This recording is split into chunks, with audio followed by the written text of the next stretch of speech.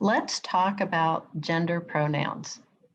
I'm Nancy Schick of 30-Year Conflict Resolution, and I'm slowing down for the robot that will eventually transcribe this video. So employers are confused and worried about using the wrong gender pronouns. They ask me questions like, is every slip up actionable? How much is it going to cost me? Will employees keep changing their preferences in order to confuse me or even trap me? Now, you probably know by now, I like to give simple guidelines for you to use in your day-to-day operations. I can't guarantee you're never going to have a claim, but I can give you 3 things that will minimize your risk of having one related to gender pronouns. So first, make a genuine effort to use the preferred pronoun. And if you're having trouble with that, think about how you sometimes have employees who prefer to be called by their middle name instead of their first name.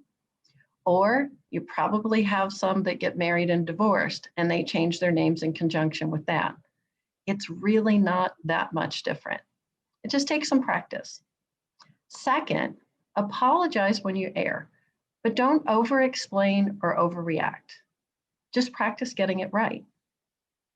And in the unlikely event, this is the number 3 tip, in the unlikely event that there are frequent changes, just trust your documentation, right? It's unlikely that you're going to have that employee that is just changing their preferences to trap you.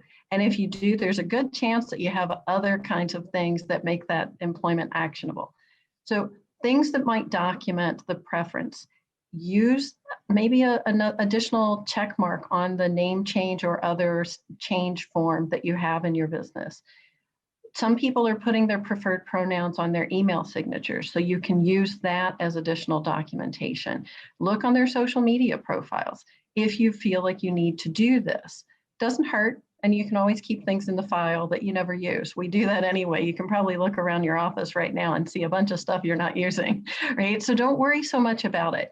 And if you're struggling with this because you're having these implicit biases, maybe that are starting to not be hidden anymore, and you're starting to recognize that you're very uncomfortable with this, I'm happy to coach you through it. I still offer my 30-minute breakthrough call, and I'll put a link to that in the notes to the video. And in the meantime, keep listening with your third ear for those hurts you can heal.